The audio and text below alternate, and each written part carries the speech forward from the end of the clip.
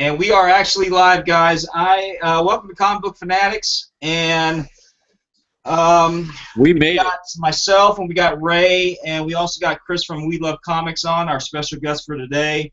And I guess you can go ahead and call this our pilot show. Oh, and, yeah, I like that, the pilot. We were going through some technical difficulties earlier, and thanks to Chris, of course, being the guru of everything he is, he kind of helped us on the old computer technical difficulty parts, if you will. And I had no idea what the hell I was doing too, so it's a miracle that we're even here right now. And hopefully, Chris, you can have the webcam on next time. That way, we can actually see you just like you see us. Huh? There you go. If people want to be frightened by me, yeah, sure, why not? Hey, why not, man? Why not? It is what it is, man. But anyways, hey, Chris, welcome to Comic Book Fanatics, man. I've been talking to you for about a good month already, man, and we've shared some great insights together, and I definitely get a lot from your page, man. I'm going to tell you, some of your books on there and some of the insight that you give as far as a lot of the books has definitely inspired me to go out and get some of the books that I've seen on your page, and especially one being The Empire of the Dead. When I saw that, I definitely went out and got that. And then you talked about Sunflower earlier, and if you saw one of my later videos, I went out and actually got a copy of Sunflower. So have you got a chance to read that yet? To be honest, I haven't had the chance to read that yet. I got so many books, and plus I have 2 different channels, so I get people sending me links to look at videos. I'm like looking at videos like 23 hours a day at this point, so it makes it hard to, but you got to find time eventually, and I'm looking forward to seeing what that one's about. Sounds like you're the man. You know, it's like everybody comes to you as far as the advice and knowledge and everything that comes to anything worldwide as far as comics. Come on in. No, they'll be in trouble if they're relying on me for all that. I feel bad for them. But, I think you know what it is? I think I like to believe that I try and bring passion to it, because it's something like when I was a kid back in the 80s, you never admitted you collected comics. It was almost like you were still a kid. Everybody's still a kid. We all still kids. There you go. Yeah, but you're absolutely right, Chris. And I remember watching a video where you said that it was taboo to admit that you were actually reading comic books. You say about $80 for this? It was one of those things, just like being in the Boy Scouts, that you just kind of never mentioned, Yeah, and I think what I want my channel to be is, because I've gotten a lot of people that have either not been in comics before or haven't done it in a while, and it gets them, re-energized into wanting to do it. And to me, I don't care how somebody collects for whatever reasons, as long as they enjoy it. That's the fun part about it. I absolutely agree 110%, man. It's amazing because, I was collecting at a younger age. And I, just like you, I stopped. Over there. I'll get it in a minute. And I actually started collecting again. I can get back to chatting with his family.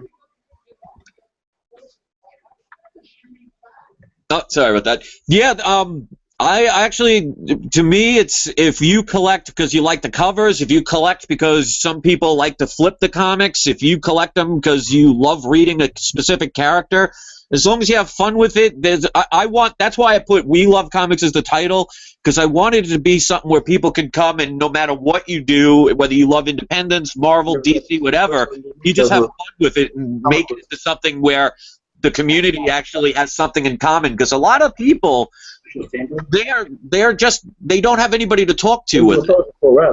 No, they don't. And I noticed too that. And just like your channel, and just how I'm trying to make my channel as well, is that I'm trying to make it more about the community, you know what I mean? Trying to help out the community so that they can actually be inspired and have some type of education about the books and everything like that. Hey, gentlemen, am I able to still talk on here without the webcam? Because we hear you. How do I do that? We hear you perfectly fine. Yeah. Can you hear us? Okay, so I can just disconnect the webcam? Yes.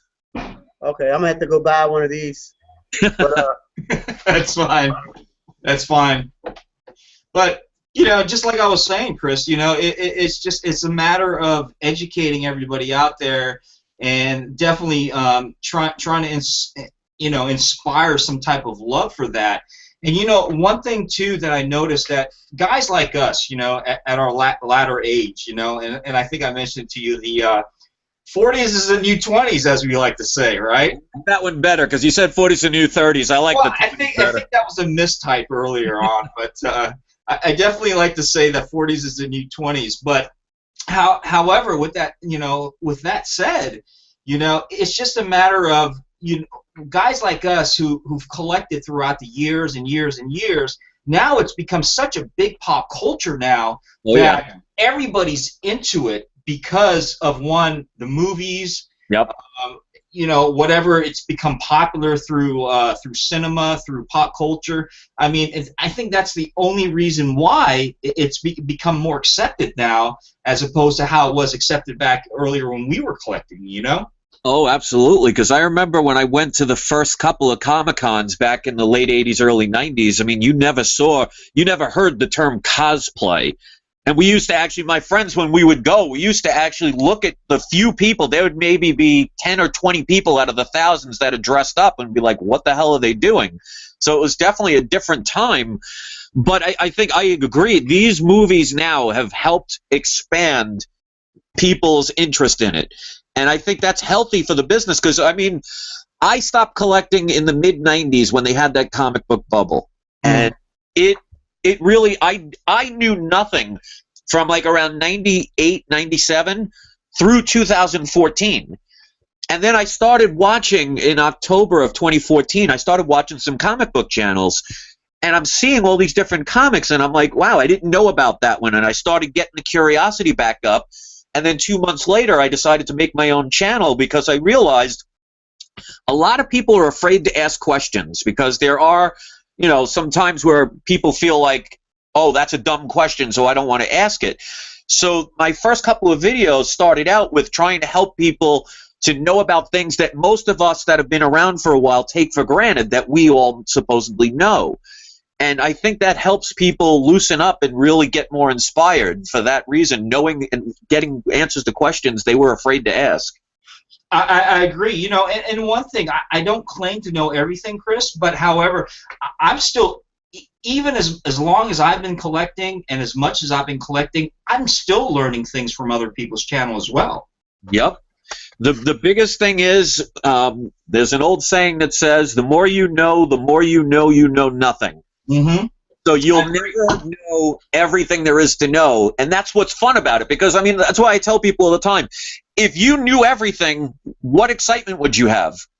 You wouldn't be searching for anything because you know it all. So I love the fact that I'm still learning. I love the fact there are plenty of books that I don't know, where did the first appearance of, Plastic Man come from, or something like that. I like going to somebody's channel and saying, wow, I didn't know about that book or that character until I watched that.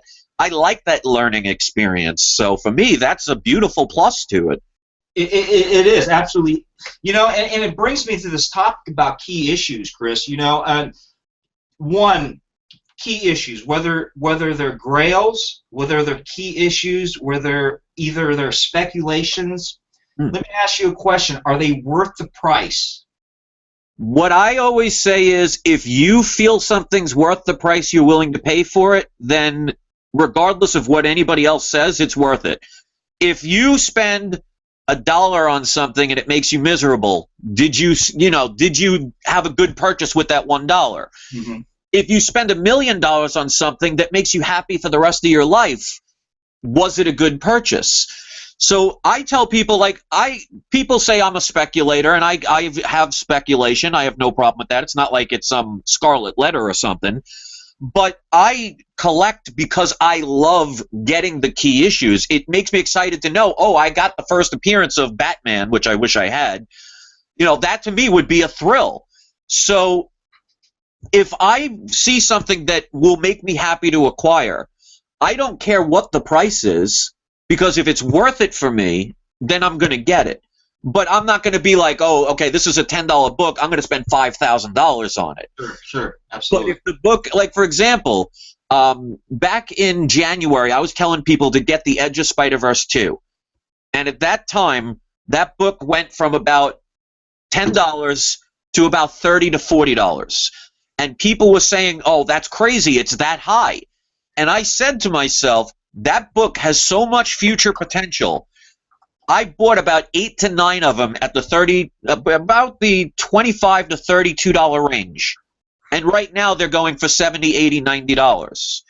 That's absolutely crazy. And and so based off speculations, you know, and we know a lot of speculations are based off of movies, maybe upcoming TV shows, or possibilities of those, and that's why, of course, they call it speculation. Right. And of course, I've watched a lot of your channels, and based off of a lot of your speculations, I look at it, I'm like, hey, that's a possibility, that's a great idea, so some I take with a grain of salt, and some I'd be like, you know what, that's a great idea, or wait a minute, I even like that book, just the overall, for example, and I go back to use the Empire of the Dead, George Romero's Empire of the Dead. I like zombies anyways, and being that it's a speculation, however, even if it is speculation, I'm still going to love the book. I'm still going to love the whole genre of it being in the zombie. And if it does come out to be a TV show or eventually a movie, hey, that's a plus for me. But guess what? At the end of the day, I'm enjoying that book because it's something I enjoy. You know what I mean? Exactly, and that's what makes the price worth it. And that's the point I try and make with some people where, you can only say so much. You can't tell people how to think. If you go into any investment with just pure speculation where you don't care anything about the product, you're just doing it because you want to get money, you are going to be disappointed more times than you will ever be happy. It's like the stock market. The stock market is based on speculation. That's why prices rise and fall. It's based on what they think is going to happen. So that's one of the reasons why, I could invest in the stock market, which I don't. I like to do things where I can have fun. So like you said, even if it doesn't pan out, you're still buying something you enjoy. Mm-hmm. The same thing with like art. If you buy art solely for the speculation, thinking, oh, well, if this particular artist dies, this is going to be worth millions, sure, and you hate the art, yeah. Well, if that doesn't happen, now what? You're stuck with something you don't like. Like, who would have known Van Gogh's shitty artwork would have wind up being worth millions of dollars, right? And it wasn't worth it until about 200 years after his death. Exactly. And I 100% agree with you, Chris, when it comes to that. It's about what you love. You're always going to have those individuals out there that are going to try to put you down based off the things you love and what you try to do to inspire others. But just like we go back to saying, it's my opinion on that. Exactly. Whether you take it for what it's worth, you take it for however it inspires you. If it doesn't inspire you, why do you have to be negative about it? If you don't like it, don't like it. If you do like it, then hey, share it with other people so they understand and they love it as much as we do. Well, you know what I think I've come to the conclusion to realize is when you have a love for something, that's an emotion. And there are times, like for example, if a person has kids, they love their kids to the point where they would literally murder somebody if somebody tried to hurt their kids. So it puts you in a different frame of mind when you are challenged with something you love. So if I love something and somebody loves it in a different way, it's almost like they feel like it's an attack on them personally. Like, why are you dissing? Like, for example, if I love only Marvel and I put down DC, a person that loves DC is going to take an offense to that because you are now injuring something that they love.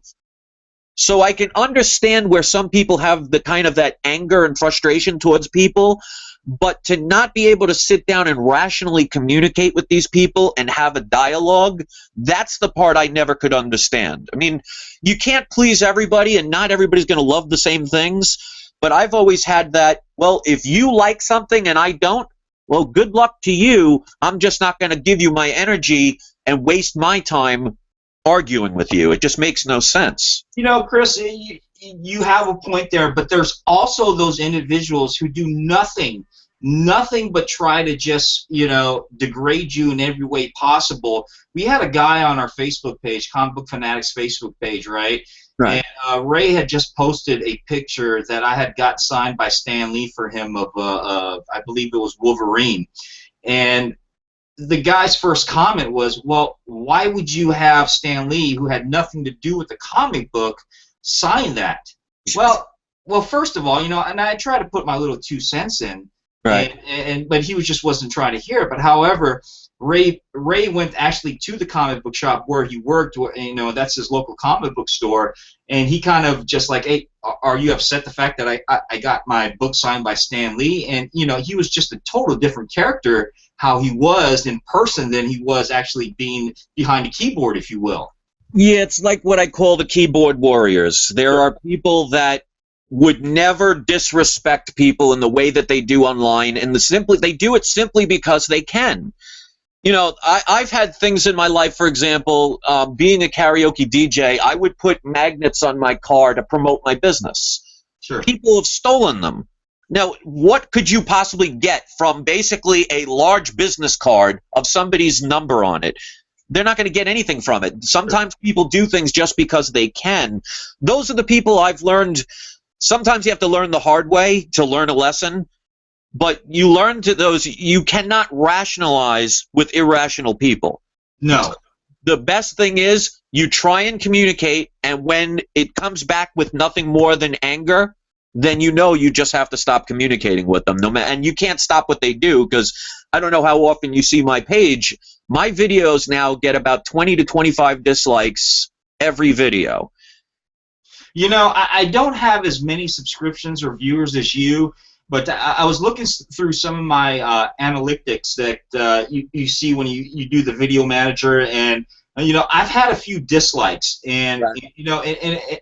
And I'm curious sometimes. I'm like, well, what do you dislike about it? You try to click on it. You want to know. You're kind of curious to know, well, who disliked it, and you want to know kind of why you disliked it. But they don't ever leave comments.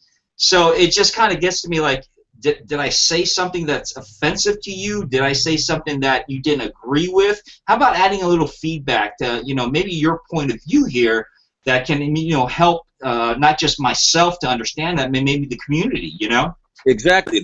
I thoroughly agree. Constructive criticism would be a beautiful benefit, because if I'm doing something that the average people didn't like, I would want to know how to correct it. So I basically go by the majority. See, I'm going to get the more popular you get, the more people are going to be jealous. The more people are going to misinterpret things. Like, for example, yeah, I could talk on a video for an hour speaking about things that people like. If I said one thing wrong that somebody that doesn't like me hears, they will focus on that one thing. Sure. Instead of the 99% of everything else I talked about. So what happens is, a lot of times it's not that they don't like your content, they might not just like you. So no matter what you do or say, they've already formulated an opinion about you, yes, and you absolutely. cannot change that on the internet. Yes, you cannot change that. Once somebody actually has their first impression of you, whether it be a first impression of you might have said something just by the slip of the tongue or just by accident, and it just set that person off, or you might have just attacked them for whatever reason, unknowingly, of course. Right. And they've just, you know what, this person is on my blacklist now. I'm going to go after him as best as I can, and a thumbs down is, the only way I can think of, right? Right. Because unfortunately, like in any relationships in life, sometimes you say or do things you regret, and obviously you can't take back things that have happened, but you can try and move forward. So sometimes, like if you've dated a girl and things went really bad, and no matter what you did, they interpreted it the way they wanted to, sometimes you just got to cut things loose and say, you know what, I'm just going to take my loss on that one and move on. So, I mean, I don't want anybody to sit here and think that I think I'm some perfect angel that's done everything right. I've made my mistakes as well. Sure, absolutely. Sometimes, if you cannot talk with rational people and kind of start a dialogue, then they're just going to hate you no matter what you do. So you just got to kind of just move on. So there are people to this day, they'll still like attack and make fun of me with the hopes of me leaving my channel. That's their goal. They think thumbing down the videos is going to make me quit. And the funny part is, it ironically makes me want to work harder. Sure, you know, and I say it, you know, and I say it to you, and I say it to everybody else in the other channels that I love watching, and a shout out to, of course, TiVo from Lords of the Long Box as well, you know, and I say it to a lot of other people. You keep doing what you're doing, and I'll keep watching, Yep. and you know, and that kind of leads me on to a different topic, man. It's just let me give your thoughts about upcoming movies. Expectations of specifically two. We know the two biggest ones coming up right now are Batman versus Superman and Right. Star Wars 7 coming up. What are yeah. your expectations? What are your feelings about those? First of all, I am so looking forward and hoping and praying that this Star Wars movie is going to be everything the hype has been bringing it up, because I saw the original Star Wars in the movie theater in 1977. It was one of the earliest movies I can remember, being 6 years old at the time. I loved the first three movies. I remember going to the movies in 1999 to see the beginning of the prequels, and the opening credits when they had this alien speaking in just the weirdest tone and talking about Trade Federation stuff. Yeah. I was like, is this a joke? So going that many years without having a quality Star Wars film, because you think Return of the Jedi was out in 1985. Right. And since then, there has not been a quality Star Wars movie. I mean, there are, like, the third one in this prequels was good. Yeah. But, you know, that's like saying I have a shit sandwich, a piss sandwich, and, you know, a piece of wood. The wood is going to be the best of the three, but you don't exactly want to look forward to eating it. I am so hoping this movie does everything it says. As far as the Batman Superman, I'm curious to see it. I will definitely watch it, but I think what DC is doing is, because Batman works so well being a dark character, they are turning the entire universe of DC into this dark, serious tone, and then it becomes monotone for me. Like, for example, I just believe Superman, he's supposed to be the hero's hero. He's supposed to be in full color. He's Right. supposed to be larger than life. People are supposed to adore him. And in this movie, they almost make him out to be a bad guy. Almost. Yeah. Almost out. And I'm curious about how they're going to go with the Superman, because as we see, and if you look at a lot of the reviews of the trailer, it's almost a sense as that they're almost turning on Superman. Yes, that's the feel I get. And I'm actually looking forward to more the Suicide Squad movie than I am Batman Superman. The thing that I'm liking about the Batman Superman is I'm curious to see how Ben Affleck will be as Batman. I think he's going to do wonderful. Remember in the beginning when they actually originally announced they casted Ben Affleck for the role of Bruce Wayne in Batman? Oh, yeah. First, everybody was just very skeptical about it. They were just like, you know, Ben Affleck, you know, I mean, but as you know, I think as time went on, and I started watching the trailers of that, and I see where they were going to go with the plot and how they're leading into the Batman character, the Bruce Wayne character. Right. And I think he's going to do an absolutely wonderful job on it. I think he's going to fit the role just well. I mean, look at the past Batmans that showed up. Why weren't people more derogatory about the past Batmans? George Clooney, we know that one was just a flop. The bat nipples. Right, exactly. The bat nipples.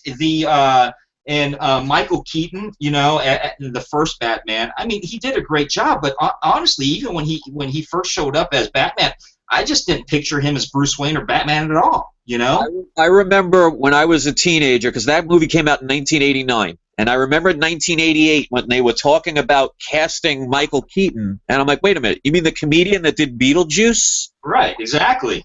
He seemed more of a comedian. I mean, he ended up playing Batman very well, especially for that, because, you know, they made that out to be more of a cartoon version of Batman. He wasn't like the Batman we see now. So I think he kind of fit there for what they wanted, but I would not have picked him as my choice to be Batman, because he didn't seem superhero-esque. And I think what people had the concern with Ben Affleck is number one, Daredevil, which I liked. I didn't think that was a bad movie. I loved it. I absolutely loved how he did the Daredevil. I mean, I don't understand why it was such bad reviews as him being the Daredevil. I mean, personally, I thought he did a great job. I thought the movie was, was semi-decent. It wasn't the greatest of all movies, of course, Right. but I don't think it was a bad movie at all. I agree. I liked it. Didn't love it, but I liked it. Right. It was. That's a movie I would see again. If it was on Netflix, I would watch it. So it's not one of those movies like, oh my God, I could never watch that again. I think what most people do is they love to climb on board the bandwagon. Mm-hmm. When they see a bunch of people talking about something in a certain way, a lot of people are so afraid to be individuals and say their own thing that they feel more comfortable with agreeing with everyone else so they don't have confrontation.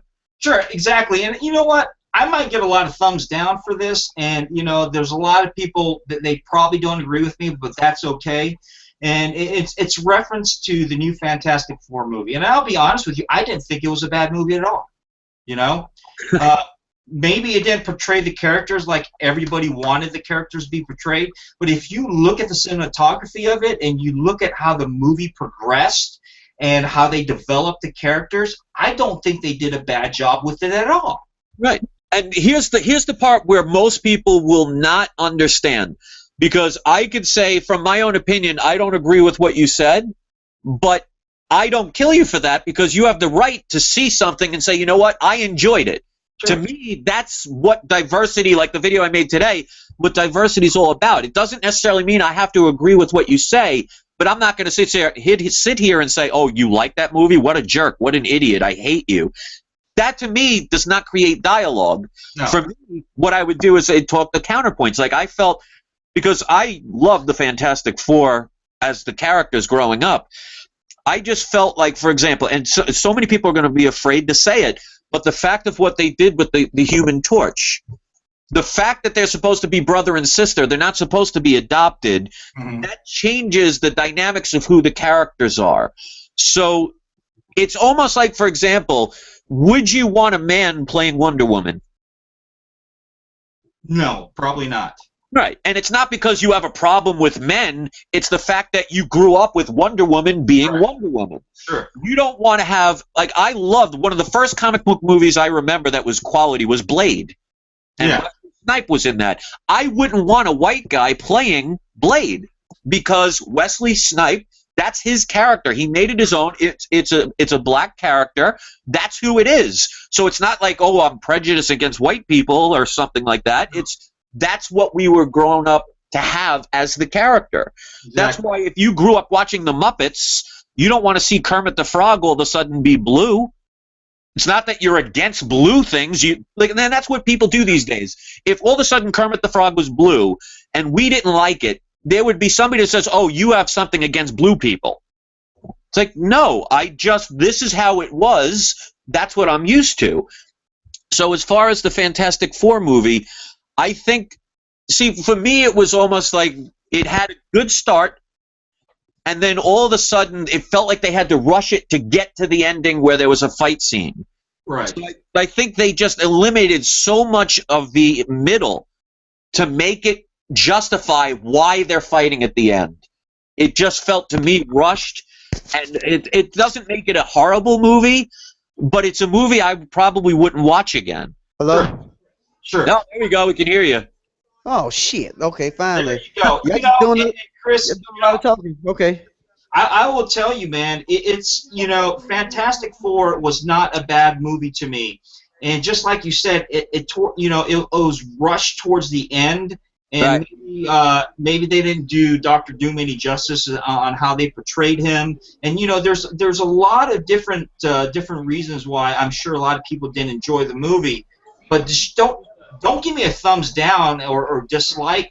Give me some feedback why you didn't like it, that way we can have this dialogue, and, maybe based off the dialogue, maybe I can understand a different viewpoint here and maybe see something different that I didn't see, based off your point of view. Does that make sense? Oh yeah, but you know what it is? The average person just does not have the capacity or the patience to want to actually communicate. Because as you can see right here, I mean, do you now hate me because I disagreed with what you thought about that movie? Absolutely not. I No. appreciate the feedback. Right, but that's what I mean. I can actually disagree with what you said. I can have my own point of view, but we could still talk like rational human beings and actually either learn from each other or just agree to disagree. No, Well, no Oh, I argument. never saw them. I haven't seen the movie yet, and only thing I could think of is the fact that they already did the fact with Doctor Doom. Fox did, so they should have brought another character in maybe to make it a little different. You know, I'm all about change and all that good stuff, just like everybody else. But maybe they should have did Doom. Maybe should have did another character to make it more appealing, because people already seen the fact Doom was in it. That's probably why it's a thumbs down, and then they didn't like the fact, like you said, Johnny Storm is black and blah blah blah. Yeah. That like I said, I haven't seen the movie, but the preview it looked pretty decent to me. You know, the thing looked like he was supposed to be big, not no dude that's about my height. Yeah, well, I mean, if you look at any preview, the previews are always to sell you the movie. So they're gonna, I mean, the previews for the 1999 first Star Wars movie that came out with the prequels, it looked promising. Yes, it did. Until we got to see little Anakin act, and he like overdid it. I was like, oh my god. I think, yeah. But you know what? To get back to Batman versus Superman, I'm based off the from what I saw as far as the trailers and everything, I am just so psyched. I don't know. This is me, but I'm more psyched about seeing Batman versus Superman than I am about watching Star Wars 7. And I've grown up, just being a Star Wars fan throughout my entire life. But Batman and Superman, you got the two iconic characters right there. And then with Wonder Woman introducing the Trinity right there, to me, that is just so exciting. And I'm absolutely thrilled and ecstatic about this. Yeah. Well, go ahead, Chris. Oh no, please! You haven't had much talking time. Go ahead. Yeah, I know. I'm fucking up over it. Yeah, I mean, I'm enjoying the fact that this movie is going to happen. Everybody has their disagreements with it, as in people thinking that DC is rushing to try to compete with Marvel. Yes, I understand DC cannot imitate the same concept like Marvel did, as in having, cameos and then having those little tidbits at the end that shows them all coming together as one. But like I said, I think DC is rushing to try to compete with Marvel, but I think this movie is going to put them on the top. I mean, Man of Steel, I love that movie. That just set it off right there, showing the fact that Superman is not actually the Boy Scout he was that we grew up reading in the comics, that he actually had to kill somebody to save people. And I think, the next movie, if they didn't do with Batman in it, it should have been the second movie should have been more with him learning how, to deal with him having this ungodly power, and then and then knowing what is right, what is wrong, because to him, he had no choice really but to kill Zod. Yeah, I mean, when I watched that movie, that's not the typical Superman I was brought up with, but I can't sit there and say, he was just going around murdering people. He did it because he had no choice. Exactly. So he still has the hero mentality. I just think, they could have done it without killing him, but, sometimes it's like when your back's against the wall and you're trying to save people, you got to do what you do. So I didn't have a problem with that. But I think DC is so afraid to make a mistake that they are overcompensating. It's almost like picturing Marvel to be the jock that gets all the beautiful supermodel girlfriends. Because I was no jock in high school. I was the comic book nerd. I didn't get all the pretty girls till I joined the army, and then I was slinging. So it wasn't until my 30s that I started getting the girls. But I think DC, they're just trying too hard. And, Marvel, I love Marvel, but I don't hate DC. Marvel spent most of their career, and Stan Lee has said it 5,000 times, if not more, that they pretty much ripped off a lot of DC characters. Exactly, because look at the Flash. Now Marvel has Quicksilver. Right. You know what I'm saying? It's like you know, some of the characters that you can only come up with so many superpowers. Yeah. So of course, you know, they all pretty much are the same. There was a lot of lawsuits if you look at it in the beginning. If you look in the golden era of comic books, you know, there was a lot of lawsuits for similarities of a lot of these superheroes. Yeah, I mean, Exactly. look at the Disney movie The Incredibles. If that is an exact copying of the Fantastic Four, I mean, look at the powers of all the characters that are in there. You have the strong man, the person that can turn invisible and make force fields, the baby who can turn into flames if they want to. You know, sometimes that happens, but you make the best out of what you have. That's why they're making Incredibles 2, because people loved it, even though it was similar to something. So I think DC needs to not be afraid to be what Marvel is making successful. Well, I tell you what, DC is killing them motherfuckers in animation, though. Yes, that I agree. That brings me on to another topic here, guys. We've talked about movies, we talked about book speculations and everything like that. And if you guys know CW as well as different other channels, Walking Dead, things like that, you've got Flash, you've got Supergirl, you've got the Green Arrow, you've got the Hawkgirl actually coming up too by CW. If you haven't seen the previews of that. And what are your thoughts and opinions when it comes to CW and how they represent, how they portray these characters? Well, I think with like the Agents of S.H.I.E.L.D., they kind of incorporate the Marvel movies in the TV show, but CW doesn't do that. Supergirl, I seen the pilot, I liked it. The only thing that's going to hurt her is the fact that they put it on same day with Batman. Now, if they put it Friday, then now we got Gotham on Monday, we got Flash on Tuesday, we got Arrow on Wednesday, and we got Supergirl on Friday. So I'm excited for the whole week because I know I'm about to watch, you know, stuff I grew up reading throughout the week. But since they put Supergirl the same timeline, maybe 30 minutes apart from Gotham, I can't juggle. I can't do that. You're gonna have to put overtime on your DVR. Yeah, well, yeah, that right there. But I think CW's doing a good job with it. I think, you know, they took the bull by the horns and said, hey, we're going to try this, see how it works. If it fails, it fails. But Flash, I'm loving it. Even though I like the 1990 version with Wesley John Shipp, you know, alumni from, you know, city of Louisville. Have to mention that right there. But, you know, I like the Flash back in the day, and I'm kind of glad that they incorporated him in the new Flash, being the father of Barry Allen. I like that. No. See, from my background, I'm going to be on November 9th, I turned 45. When I grew up, there were no good TV shows when it came. It was. Yeah, it was. The Incredible Hulk I used to love watching in the 70s. Except for the Captain America with the motorcycle helmet, okay? Yeah.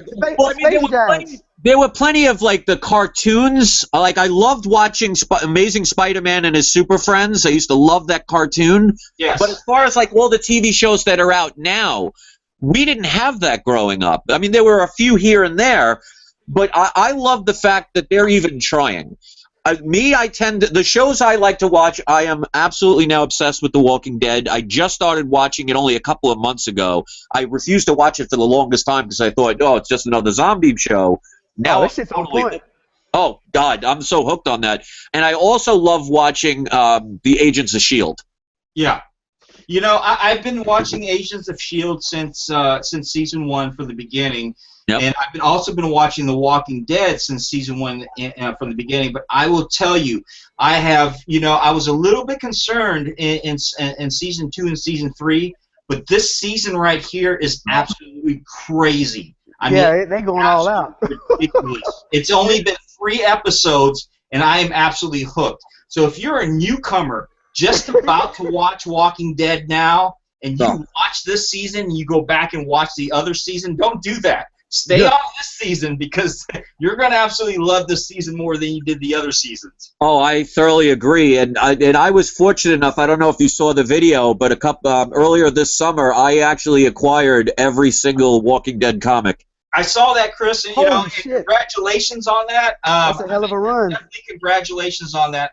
Unfortunately, I kind of got late to to actually building my collection of The Walking Dead. I actually started from number 100 all the way to the current issues right now. And just being so expensive as they are right now, you know, so I've got to slowly kind of build my run when it comes to that. But I am proud to say that I do have number 100 all the way to the current issue, though, and definitely the key issues when it comes to the current issues, just like how you mentioned on some of your channels as well. Yeah. One book I would recommend that's still fairly reasonable that you might want to get right now is Walking Dead 92. Because that's the first appearance of Jesus, and he's going to be on season 6. So if you get it now, a book like that will probably run you about $60 to $80, which is reasonable for like you're talking 9.6 to a 9.8 ungraded. Yeah. After he's on the show, I expect to see that book at least 125 to 150. It's amazing, these prices, and as you see a lot of these books too, you know, even Walking Dead number 1. Yeah. I think the most I've seen it gone up to is it was within 10, 15, 20 grand or something at a convention at one time. So, you know, and I heard it even gone up to even more. Oh, but, yeah. You know, it's just, to me, it almost seems like the price is starting to drop again. I mean, that happens with anything.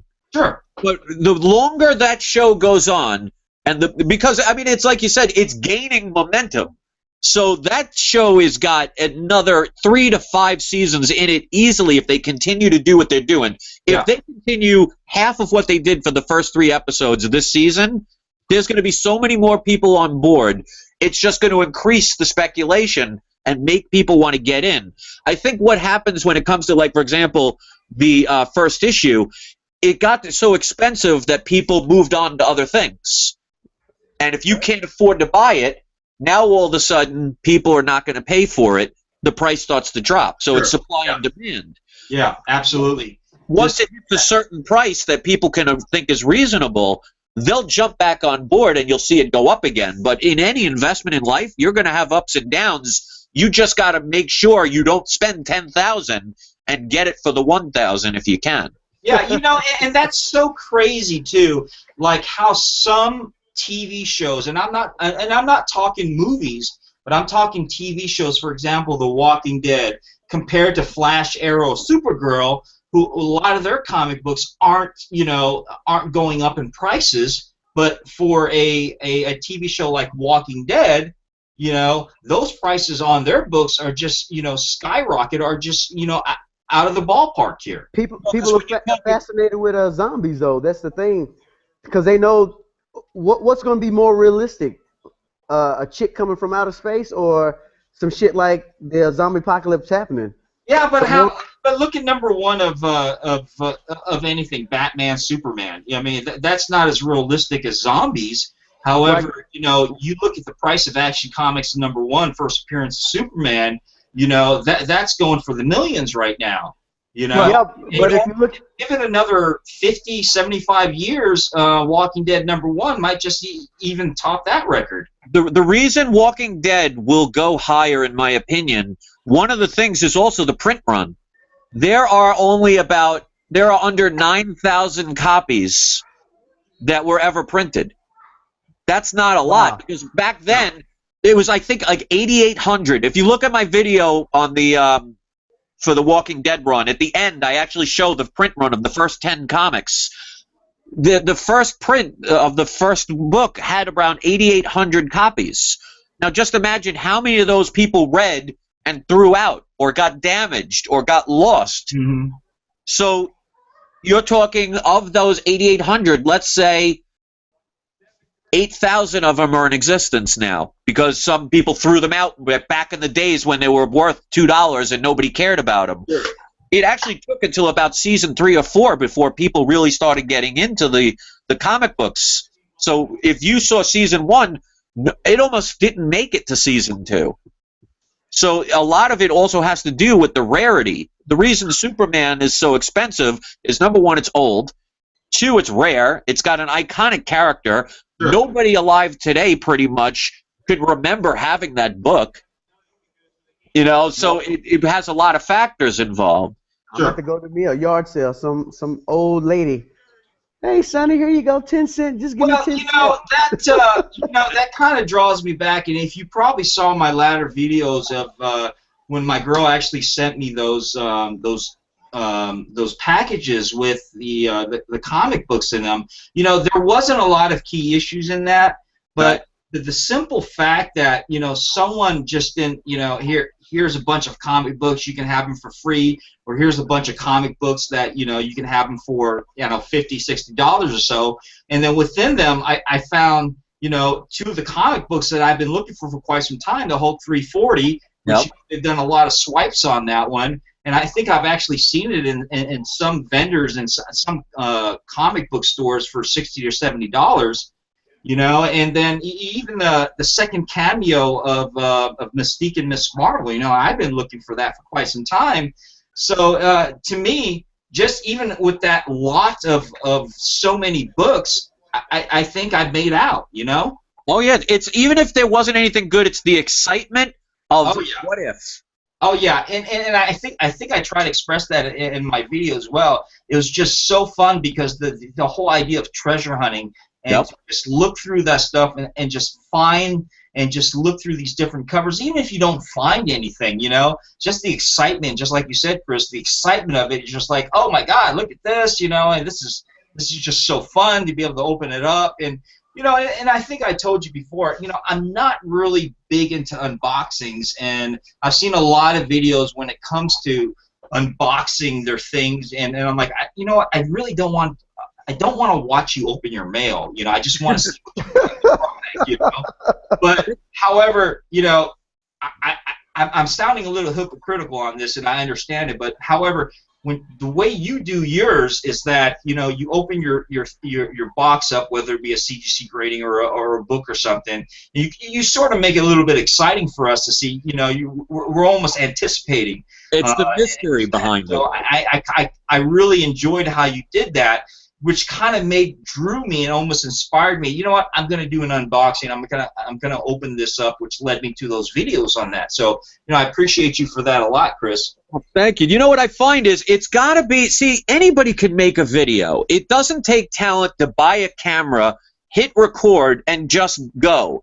It's what you do and how you do it. And that's why, like, for example, with the haters that come to my channel, I almost take it as a compliment because you know what? That means I matter. Because while they're discussing my name, I don't even remember who they are. Exactly. So they're obsessed with something because they remember it. So like when I do the unboxings and everything, I like to make it like a mystery. That's why when I do the CGC stuff, I don't even want to know the grades myself. So I like that though. I like how you have it turned around. Yeah. That way, because I seen one of them that you did, and I was like, shit, I was anticipating, what the fuck is the grade? What the fuck is it? Yeah. So it makes it like an experience instead of, like you said, I don't want to see somebody opening their mail. So I kind of make it into like a game show. What's behind door number 1? And then when I turn it over, I cover the grade. So this way people are like, all right, now I see the book. Now what did it get? And it actually drives you into wanting to continue to see it. And the funny part is, I didn't like unboxings either. I thought it was the dumbest thing because 90% of the video is watching somebody try and open the damn box. Yeah, exactly. And then when I started making them, I started getting this reaction. And people are like, when are you going to make another one? And I got to the point, it's like, wow, that's pretty cool. Now I can share the excitement of opening my quote-unquote Christmas present every time and sharing it with other people that actually matter and they like it. It's sure. a good thing. Sure, and one thing I noticed on my my analytics, that my unboxing videos seem to get more views than any of my other videos for some reason. Oh, I pay attention to that too. My most popular videos is my Wednesdays must-have comics. Sure. That's the one, and it's funny because most people already know what's coming. They're getting the same books that I probably got. But for some reason, because I do a little bit extra research and I look into things more, I will point out some books that most people may have not heard of before. So you give people what they want, and sometimes there are going to be people that are jealous of that. Because I went from I got 100 subscribers my first month. Oh wow! Congratulations on that. Yeah, thank you. And it's because I worked hard. I mean, I make sure I respond to every single comment. I make sure I do videos you know how hard it is? I make videos minimum 6 days a week since December of last year. Wow. So almost going on a year now, I've made at least one video 6 days a week. That's not easy to do. No, not at all. And to try and make them hopefully interesting. Sure. It's just, what I tell people is, enjoy the hunt. Make it exciting. So even if, like I tell people, if you're looking for a specific book and you can't get it, well, be excited that you haven't gotten it yet, because once you do, now you're not looking for it anymore. Yeah, moving on to the next one. Exactly. You know, and that kind of leads me into my next topic, guys. Is there any more beer in the refrigerator? What's that? I think that was to his girl. Oh, types of YouTube videos, and we discussed the type of videos and things. And you know, you've seen a few of my videos, Chris. I've seen your videos. And I've looked at Ray's videos, and you looked at different other people's subscribers and so on. Types of videos that YouTube is going through nowadays, especially within our community, within our comic book community. You know, because you see almost sort of a cookie cutter type of things when you look at other people, whereas everybody's showing their pickup for the weeks or their grails or their key issues, so it's almost in a sense that you're almost seeing the same thing on one channel as you're looking for the other channel. What distinguishes a person's video as opposed to one channel to another channel? First of all, their personality. I mean, like, for example, one of my jobs, I'm a karaoke DJ. You could find one on every corner. I'm a licensed massage therapist. You can probably look in the phone book and find thousands of massage therapists. At one point, I was a lead singer of a band. How many bands are there? The idea is you don't have to do the same thing. And even if you do, you can do it in your own way and make it your own. Sure. The idea is, for years, I was a salesman. And I learned as a salesman, it's not the product, it's you. Because if they don't like you, they don't give a shit what you're selling. So they have to understand who you are. And that's why, if you ever heard the expression, there's no bad press, even with some of the negativity I've gotten, whether it's deserved or not, that's for them to decide, it's still getting people to my channel. And then somebody could have said, you know what, I came to your channel because somebody was totally ragging on you. I saw your videos and I actually like it. So they actually help promote my business. And what I say is, have fun with it, be genuine, and just, if you show your passion, people will watch you.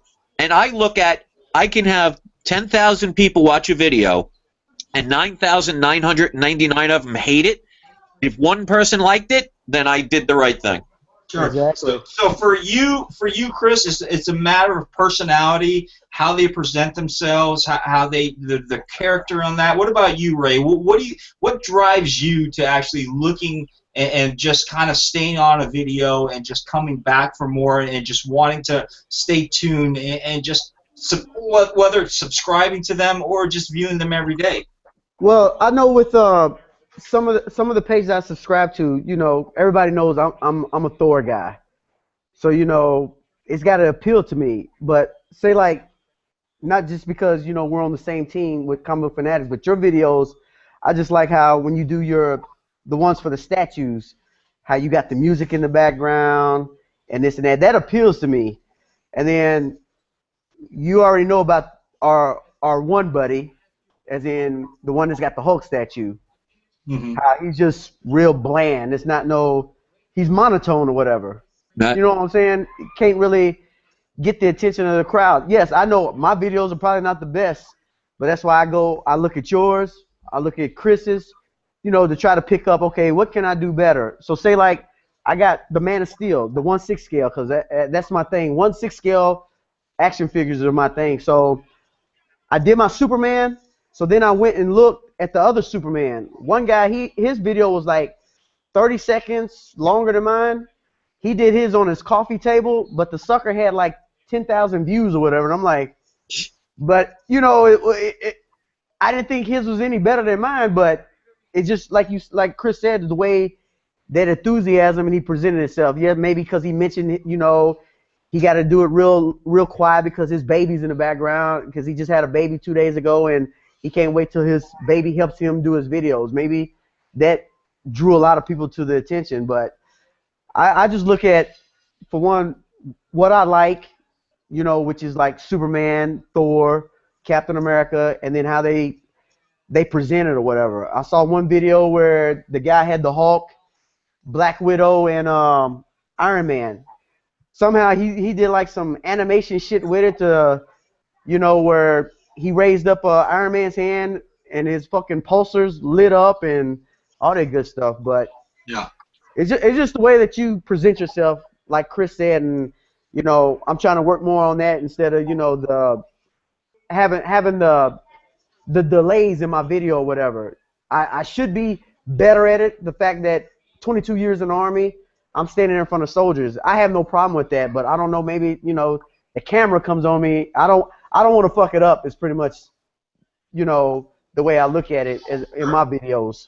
Sure. Well, you know, and Chris, and you know, and what he had just mentioned earlier, and this just absolutely blows my mind, is the fact that you know, and I'm not going to mention any names, of course not, and by no means am I a hater. Go ahead. It just baffles my mind that Go ahead with the Red Hulk. People who, you know, he has great presentation. He review, you know, he shows his statues off, and you know, he talks about his statue. He has over 1,000-something subscribers.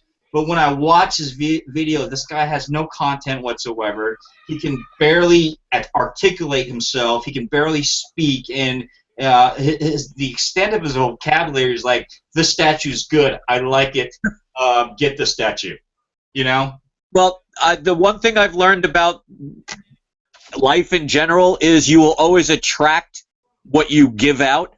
So what about the type of people that are following him? I mean, I don't know, but maybe that's what they need. They need that simplistic way of describing something because they feel more comfortable or resonate with that. So I've always thought, like, you know, I got you on that one. Yeah, because of the way, say, like, to me, because, you know, because me being a brother, I'm from Louisville, Kentucky, and the guy that Marty's talking about is a black guy. It's just the way he articulates himself, kind of, how you say the word ghetto a little bit.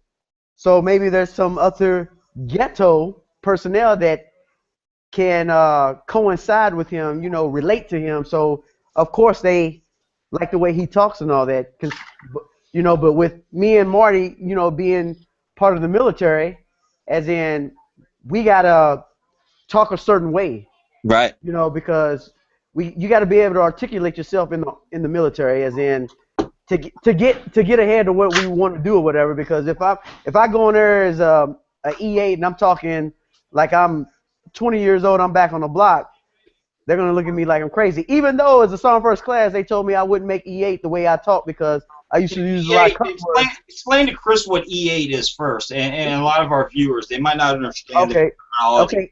E8 is a rank in the Army. Well, any military branch. That is a first sergeant. It might be different from other military branches, but E8 has, for the Army, has two positions. One as a master sergeant, which he really has no control over nothing except maybe working in like operations, as in where they put all the planning together for what goes out through the day, the week, the month, the year. A first sergeant, the other E8, he's the guy that's in front of the formation of maybe anywhere from 80 people to 130 people. And his word is gold. If a soldier is acting crazy, as in not doing what he's supposed to do, as in coming to work with a clean uniform, making work on time, because the first formation of the day is 6:30, then he has that power to say, okay, I'm going to put this soldier out the Army. And you know, Marty has basically, Chris, what it is, it's a position of authority, a managerial position, a position that team position of all. It also deals with a lot of human resources, management, training, anything day-to-day activities when it comes to the soldiers' welfare, anything. So it's a very high lucrative type of position. And let's get off that military topic and let's get. Yeah, I'm done with that.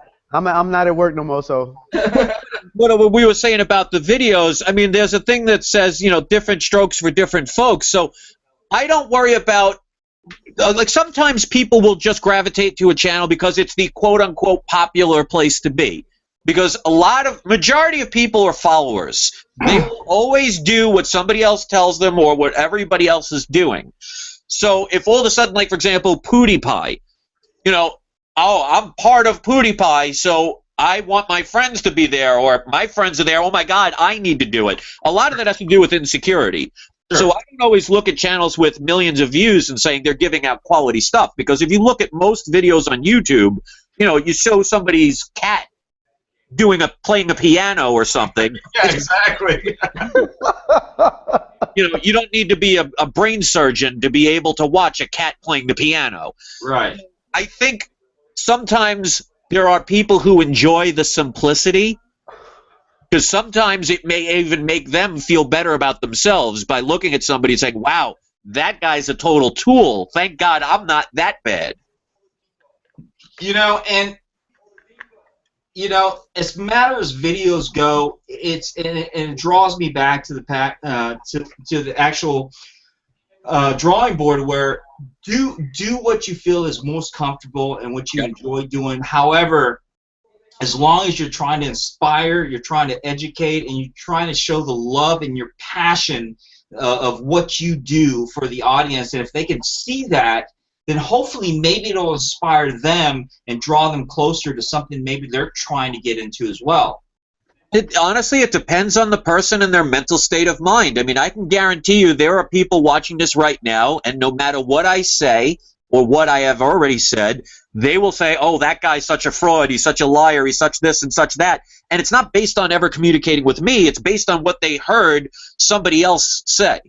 But you know, on the flip side of the coin, Chris, you know, on the flip side of the coin, on that, you know, yes. However, you know, there are some people who can actually motivate and inspire other people as well. And I can tell you have more of a type A personality, just like how you know, I've been told myself and Ray, you know, we have type A personalities, and a lot of people who are followers are drawn to that, whether they like it or not. And we are very, very, you know, we're no strangers to one, disrespect and you know, indiscipline, when especially being in the military. So people, you know, regardless of what they think of you and how they think of you, they're going to be drawn to you, and that's where the bad press is going to come into as well, because people are going to be like, you know what, this guy sounds like an ass dick, but I'm going to keep watching him anyways, because, you know, psychologically back in their head they're going to be like, I'm still learning something from this, and they don't realize it, they don't know it or anything like that, but they need that type A personality to draw them, to lead them forward, because who else is going to do it, right? Exactly. That's just like some females. I've met some females that said they like motherfuckers that are assholes. Yep. The bad. You know, yeah, they like the bad boy shit. You know, so you know, it's just like Chris said earlier. It's just whatever a person likes. Well, you know what it is? It depends on... See, when you're talking about type A personalities, there are two types that will get attracted to those people. The people who want to be them, and the people that are intimidated by them. Sure. Sure. So you get the good and the bad. Like me, I am one of those people. I'm not afraid to speak my mind. I'm going to talk the way I want, whether people like it or not. And some people are going to appreciate that. Some people are going to respect that. And some people are going to hate me for that. And one of the biggest things that people have a problem with me is I get all the time people coming onto my channel and saying, oh, you're always talking about yourself. You're always promoting your channel. And my response is, so what? It's my channel. Why are you so worried about it? My channel. Right. I'm like, you kick rocks. Right. You know, and I always tell people, what is wrong about promoting your channel? Because this is your channel, and the fact that, you know what, if you like what I'm doing, why not subscribe? Why not like? Why not, tune in later on? You know what? Maybe there's something you don't like right now, but tune in later on. Maybe I might show you something later on. Maybe I might educate you or inspire you. Why don't you open your eyes a little bit more? Be a little bit more open-minded about things, and don't put that barrier, don't put that wall up there, and try to block yourself out from the rest of the world, and just trying to when people are trying to educate you, just be a little bit more absorbent about it, That's because that takes effort, and a lot of people are lazy and they don't want that. That's, cold hard fact. Most people don't want to work. They want to sit at home. They want to do nothing but complain, but they don't want to do what it takes. Like, prime example, how many people, now there are always exceptions to rules, so I'm not going to say this is a blanket statement, but the majority of people with alcohol problems, you can decide to no longer drink anymore. Now, I could say that for a fact because I lived with an alcoholic from the age of 10 years old to the age of 26. I grew up with an alcoholic who would throw my head against the wall, put shotguns to my head, and ask me to hide cough medicines. So, I mean, this is real things. And for about 10 years, being a DJ, being a lead singer of a band, I was working 5 nights a week drinking, to the point where I would drink 10 Long Island iced teas and wouldn't even get a buzz. And I said to myself, you know what? I don't want to do this anymore. I'm not going to let something control my life. And I shut it off like a light switch. That's like my grandmother. She drank all the time. And then when she finally quit, that killed her. Yeah, it was like she quit. We're proud of you, this and that. And then I get a phone call because I'm stationed in Hawaii that, hey, your grandmother passed. I was like, what the hell? It's like her body shut down after she quit drinking. I'm like, wow. That's and that's one of those things that are just, one of those things in life that's just absolutely crazy. But I understand, and I respect your point of view when it comes to that, guys. And without trying to get off the topic and everything, and I love the discussion. I love how we've led off to, it's amazing how when we start with one subject, one discussion point, we just kind of lead off, and that I think, to me, that makes the discussion a lot more interesting, and it just kind of not only that, it just educates in more different ways, if you will. And it's just absolutely wonderful having you here, Chris. I really appreciate you taking the time to come out here. And yeah, if you don't know, me and Ray, we actually share the same channel, Comic Book Fanatics. Oh, really? Yeah, and Ray actually started Comic Book Fanatics on Facebook. He invited me on there, and it just eventually started Comic Book Fanatics. And then I already had a YouTube channel. And then I was like, hey, listen, I'm going to start, posting some videos and just kind of promoting Comic Book Fanatics on the Facebook. And that's where I started just kind of adding videos in, and then Ray started, adding his own videos in. So we kind of share the same page when it comes to that.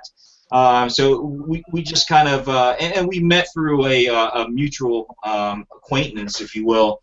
And so a lot of times where you see, I'm Fanboy72, and then right. You see Ray Jr. and some of his videos, so you can tell the difference. And if a lot of people don't know out there, and it might be confusing to some people. Excuse me, it might be confusing to some people, but if you see my intro and it says Fanboy72, those are the videos I do. And if you see Ray's, it says Ray Jr.'s, and those are his videos that he does. Because I know me and him don't have the same type of voice or anything, because I think I'm better looking than what he is, Oh my God, here we go. But yeah. but for real though, Chris, it started last July. Me and my wife and my kids, we went down to Vegas to go visit my wife's best friend. So we went down there, for one, I didn't want no dog, and we ended up getting a fucking dog. But two, my wife's best friend's husband, he had a web page because he's all about cooking. So I told him about, he knew my love for comics and all that stuff. So he got me to this site. I had started a page for Comic Book Fanatics on a website, but I wasn't getting, them results that I wanted fast and all that stuff. As because I got a cousin that lives down in Vegas, and she has a webpage. So she kind of helped me set it up. But like I said, I wasn't getting what I wanted, you know, because I wanted it to like boom real quick. So that didn't work out. So I was like, you know what? I'm gonna start it on Facebook and just go from there. And then, you know, open up the page. You know, I invited couple of my friends that I knew that was in the comics, and then like Marty said, we had a mutual friend that I was stationed with at Fort Riley, and it was just one day he was like, hey, I got a buddy that is in the comics, blah blah blah. So, you know, he gave me his name. I sent him a message, and bam, ever since then, you know, a year and some change later, you know, we got this camaraderie. You know, some comics we agree on, and then some we got our differences, as in favorite ones, like his is Spider-Man and mine is Thor. But we both love Cap and Daredevil. You know, and here's one thing that we definitely help each other, and this is part of the community, Chris, is that whenever Ray is trying to complete a run, or if he's short something, I might have a double issue, or even I'm at the comic book store, and he can't find something where he's at. All he does is send me what he needs, and I'll look for it, and I'll just send it to him, you know, and without no charge. I mean, I stood in line to get Stan Lee's autograph for him and Jess for 2-3 hours, and not thought nothing about it, because they're friends of mine, because they're part of the community, and I'm trying to help them. So that's the kind of passion that I'm talking about. That's the kind of love that I'm talking about. When it comes to this type of things, whether it be statues, whether it be comic books, whether it be TV shows and movies, or even cosplay, just like what I mentioned, it's all about helping one another out, and just trying to, you know, to show other people, hey, you know, it's not about the money, it's not about how much you pay for this, it's not how long you wait in line, it's because this is something you need help with, and it's something you want. No, and it's, to me, it's if you enjoy what you do, you're not working. Sure. You're having fun. And I think some people don't like to see people have fun, because maybe they have a life that's not as easy. But I always say it's always a choice. If I was one of those people that never believed in being stuck, if I didn't like what I was doing, I could sit there and complain about it all of my life and do nothing and wonder why I'm not getting anywhere, or I can change it. It doesn't mean the change is easy, but it's worth it if you sometimes have to take 2 steps back to make 5 steps forward. And I think so many people are so afraid of that what if. I mean, I'll give you a prime example. I have a tenant that was living upstairs, and that was helping, you know, to pay bills. Well, he had to leave. So that's income that I no longer have. Now, I could have easily went into panic mode and say, oh my God, what am I going to do? I just lost all that money. Well, I just went out and acquired myself another DJ night. So instead of moping and complaining and saying, oh, woe is me, I went and did something about it. Sure. Exactly. And most people, like you guys, I could tell, especially that's why you're in the military, you're not going to be whiners that complain about stuff and say, oh, well, this is so unfair. You're going to do something about it.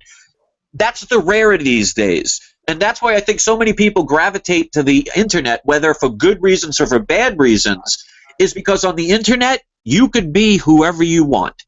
Yep.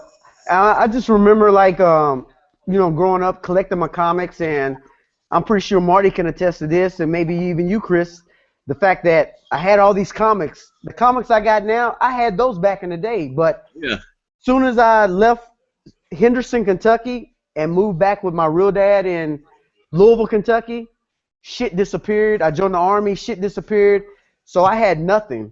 So from 93 until 2000, I didn't have no comics, you know, even though that was my passion. I had Ninja Turtles #1 when it first came out. I had that one, but it was gone. You know, so then I get stationed in Fort Hood, Texas, and it was a year before I left to go to Hawaii, and Marty knows about this store. It's called the Book Stand. And the guy was selling comics. He was having blowout sales. He said, hey, you fill up one of these long white boxes, I'll charge you $30. I said, I'll do even better. I'll fill up 2 of them. So I got like 600-something comics for like $60. So from 2000 until now, that's how my collection regrew, you know, to the 43, 41 that I have now. You know, and here's the thing, guys. You know, just like just like Ray mentioned here. You know, it's just one of those things that I think we both, all three of us, have similar stories where, and I think I talked to you about that earlier, Chris, was that when I was younger, I think maybe the age of 9, 10, or 11 or something. I can't recall. You know, my memory gets a little bit bad after getting a little bit older, you know. Yeah, that happens. As a kid, I had a lot of my books stolen from me, and the only way I knew about it was, you know, someone actually tested up to it and said, hey, listen, you know, we stole your comic books, and I'd go to the local market and actually see a lot of my Conan the Barbarian's, Amazing Spider-Man's just, you know, on sale. And so I lost a lot of my key issues and everything like that. So after a while, you just wind up, you know, having to rebuild. Oh, yeah. And just exactly like you said, Chris, you know, regardless, you know, you're going to try to stay optimistic about it as you can. You know, you're not going to try to linger and just have a bad day about it. You're not going to try to beat other people up about it. And one thing I would tell you, you know, I've been on, you know, being in the military. Well, I'm about to be a retired veteran here soon, within the past month or so. But you know, I've been on eight deployments. 4 of them were combat deployments, 2 to Iraq and 2 to Afghanistan. But at the end of the day, regardless of how much BS and everything that I've seen, you know, throughout my lifetime, I'm going to stay optimistic. I'm going to know that, you know, I'm going to continue to still do what I love to do. And as you see around me, you know, I surround myself with the things that I love. Comic books, statues, things like that. So at the end of the day, I'm happy about it, which leads me on to my next thing, conventions, comic conventions. I'm going to one tomorrow. Hopefully the weather is still good. We kind of got rained out today. Tomorrow there's a comic convention that Mike Zeck's going to be there. So, you know, Mike Zeck, and I have 2 comic books for him to sign, which is my Secret Wars #1 and Secret Wars #8, first appearance of Spidey's black suit. Yep. And I've already got Stanley's signature on that, so I'm going to have Mike Zeck as well as I believe a couple other guys who are the pencilers and the colorists are going to be there. So I plan on getting all that signed by there. But conventions, I love them. I absolutely love conventions. What are your thoughts on that? Well, I haven't gone to a convention since around 1993, but I used to love going when I was a kid. And what I love about it is you can have such great stories, good and bad. I mean, one of my best experiences was in 1993. I went to the New York Comic Con because I live in New York. And there they had an interview in one of the rooms with John Romita Sr., and I missed it. But when I walk in, I see everybody walking out. But all of a sudden walks out John Romita, and I'm like, you know what? I had Daredevil issue number 12, and I went to him, and I wanted him to sign it, and he's looking at it, and he's like, why does this look familiar? And I said to him, well, this was your first work at Marvel. And I actually had to remind him. Wow. This was the book. And then all of a sudden he's like, oh, yeah, you're right, and I'm so glad. And he sat me down, and he started talking to me. He signed the inside of the book, and he was just like, thank you for bringing that memory to me. And I'm like, wait a minute. I came because I wanted to see you, and you're actually thanking me for reminding you of something you did. So I think when you take out, I mean, Comic-Cons are basically comic book companies trying to sell comic books. I mean, that's the main reason for it. So when you take that part out and do all the getting to know the people that write, that draw, that are into the movies and things like that, it is a way to get a bunch of people that have similar interests. It's like going to an AA meeting. You're going with people with similar interests, so it's going to help you feel at ease and feel comfortable with something that years ago was considered taboo. You didn't talk about it. It was almost like you should be ashamed that you collected comics. Yeah, I haven't been to a lot. I've only been to 2, and the first one I went to was in 2013, the second ever in Denver. And that was supposed to be a big one because Stan Lee was supposed to come. So everybody's all excited, but he ended up canceling because I think he was doing his guest appearance in Guardians of the Galaxy. So they brought William Shatner, but I didn't meet him. But I did get to meet somebody that was, very high up there, and that was Peter Mayhew. Mm. So when I say his name, a lot of people are like, who the heck is that? And then I gotta say Chewbacca. So me and the wife and the kids, we took a picture with him. He shook my hand. It's like his whole hand covered like my whole hand plus part of my fucking middle of my arm, because his hand was so big. But I just remember that, and then meeting Dexter Vines, he was real cool. Jamal Engel, I got to meet Mike Barron, you know, so that was real cool. And then this past March, we went to the one in Kansas City, and I got to meet one of my favorite wrestlers of all time, Jerry Lawler. I got to meet Agent May from the Agents of S.H.I.E.L.D. She signed an autograph for me, you know. So the Comic-Cons, like you said, you know, they come to sell the comics, but you also meet a lot of great artists. Like, you know, I met Tim Townsend and Cullen Bunn and Jason Latour and Frank Thierry. I got to meet all them guys, and they signed my books and everything. Yeah, So, It's all about, to me, and I absolutely agree with you guys. Yeah, you know, there's an agenda for a lot of these conventions, and it's basically about selling their comic books. It's about, you know, bringing in revenue for whatever reason.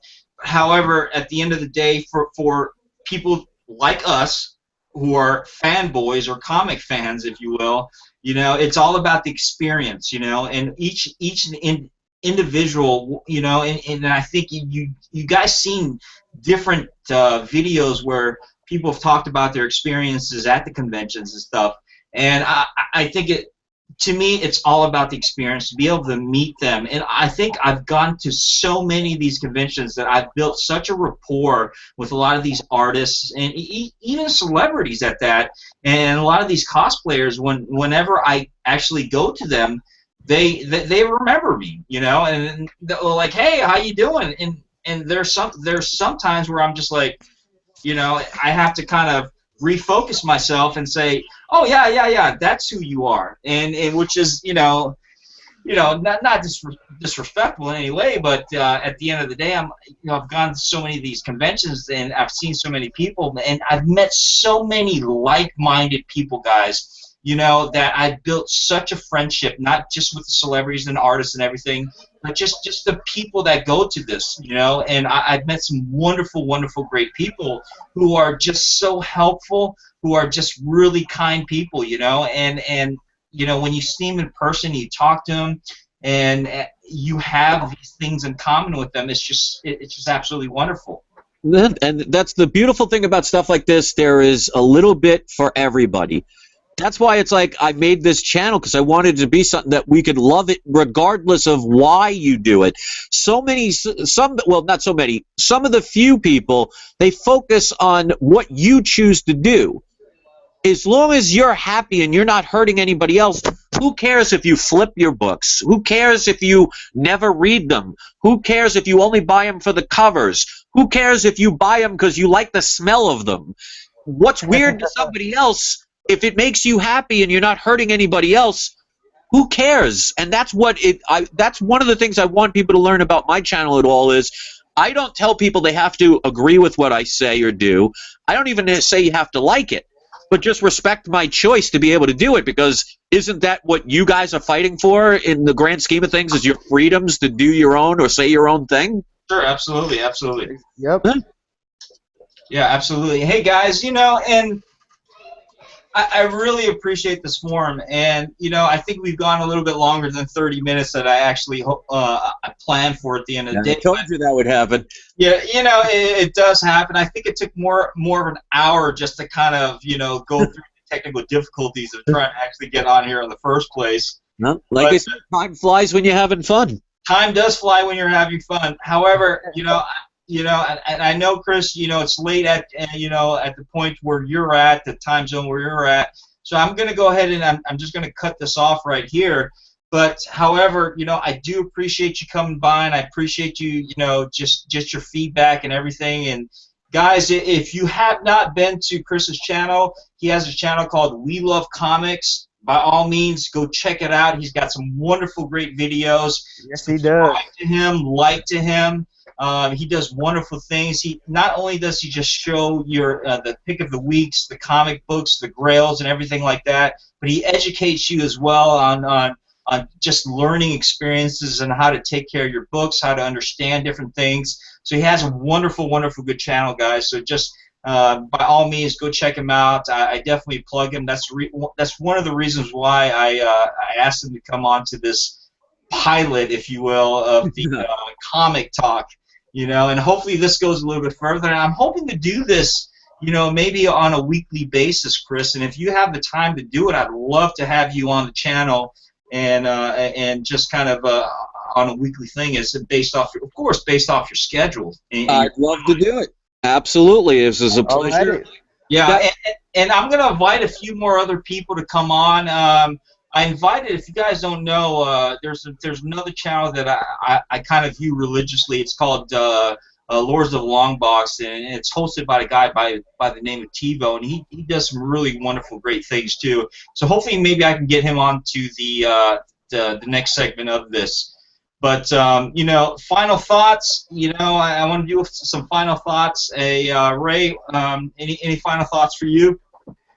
No, at this time, like I said, this was a good pilot. I enjoyed it, even though I was missing part of it because technical difficulties. But tomorrow, before the wife goes to work, I'm gonna go get a freaking webcam for one, so that way I got to. It's a damn shame I had to have my 13-year-old come hook all this stuff up for me. Well, thank God for the 13-year-old. They know more than we do. Yeah, I know, but just to put it out there, I'm just waiting on my last of my Stan Lee signature book that my man Marty got signed for me from Stan Lee. Is Thor 126 when he actually got his first title name. So once I get that, then I'm going to do a video of my graded comics, all my graded ones, minus the Captain America 616, which I sent to CBCS. And that maybe that could be a next discussion for us, as in, the difference between CGC and CBS. Which one do you like better? Depends on how patient a person you are. Yeah. Oh yeah, because I know How patient are you when it comes to CBCS? Right? If you have like lots of free time and you're in no hurry, you will love CBCS. Well, I have a lot of free time.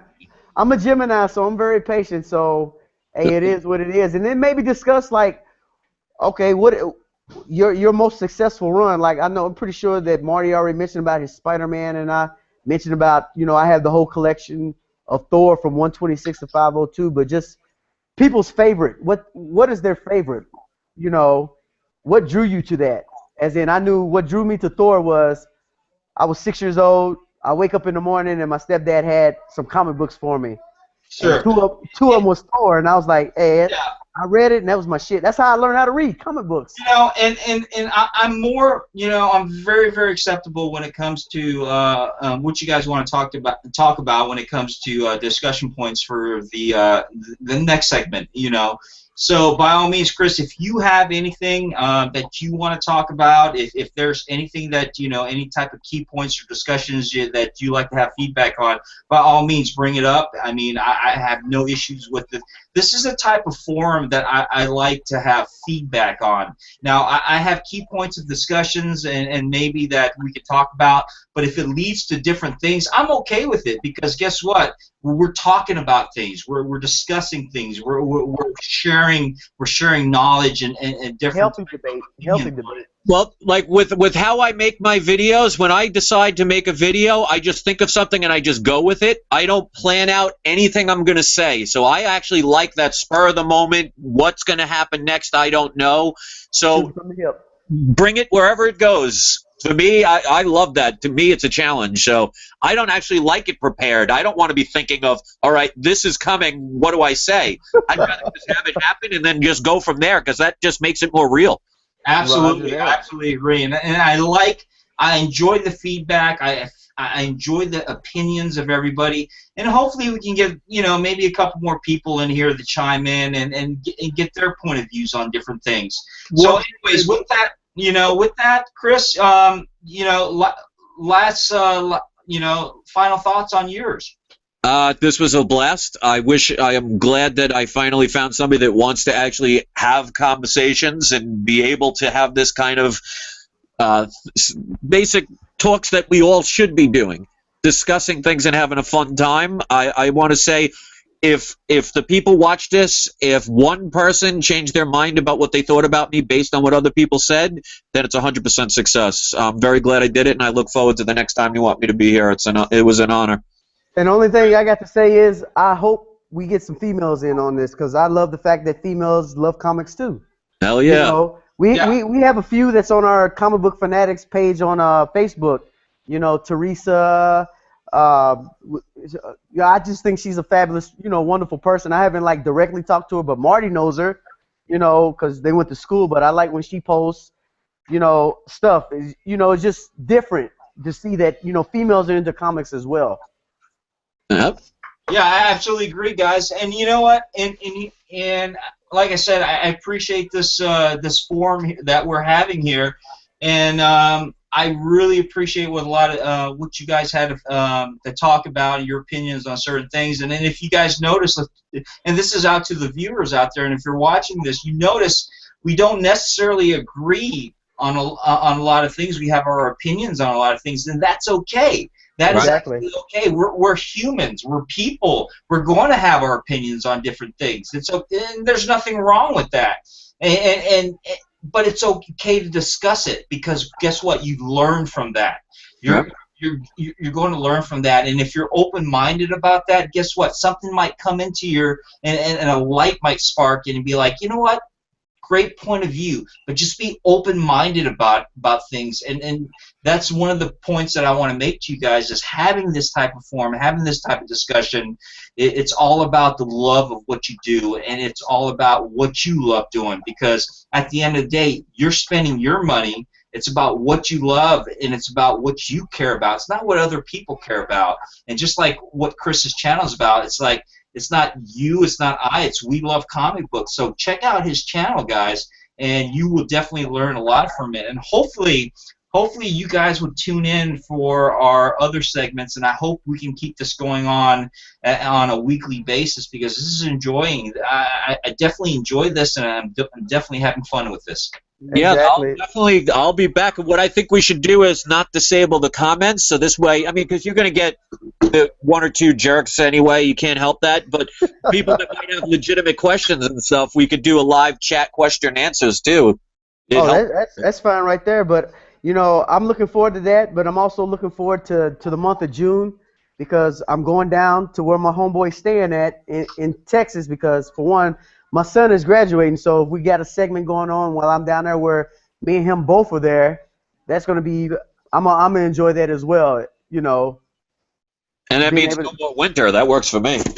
Yeah, Chris, and if you're ever within this this area, man, and you need a place to stay, or if you just want to come visit, or if you just want to come to a convention, by all means, you're always welcome here. You and your wife, if you guys just want to, just BS around, you guys are more than welcome here. You seem like a really good person, and I'm a very optimistic person, and I definitely I try to surround my lifestyle and my my mentality around people who are optimistic, and as opposed to negativity, because just like anything, we try to avoid any type of negativity when it comes to this. It's all about feedback. It's all about it's just all about your opinion on things, and not just just like how you mentioned earlier. It's not trying to be like an idiot, because you can't help stupid, right? You just can't help stupid. And just some people out there are just too stupid that they're just not going to listen to anything. So him done did good. Him done did good. Gentlemen, on that note, it was an honor and a pleasure. I look forward to doing this. Let me know how the feedback goes from your comments and everything from everybody, and we'll do this again soon. Okay, sounds good, Chris. And Ray, hey, I appreciate you for chiming in finally and getting your stuff working. And guys, hopefully next time maybe we can have some get you guys on video as opposed to them seeing my beautiful and sexy face here. I'm getting that shit tomorrow, man. I'm buying this. Matter of fact, when Cheryl gets off work tonight, I'm going straight to Walmart. I'm going straight to Walmart to get my cam. Chris, it would have been okay. I wouldn't have minded you in the bathrobe at all, but I totally understand the insecurity when it comes to that. Just hold up like a Superman comic in front of me or something. right, guys. Hey, listen, I appreciate you guys for tuning in. This has been Comic Book Fanatics, and we had our special guest today, Chris from We Love Comics.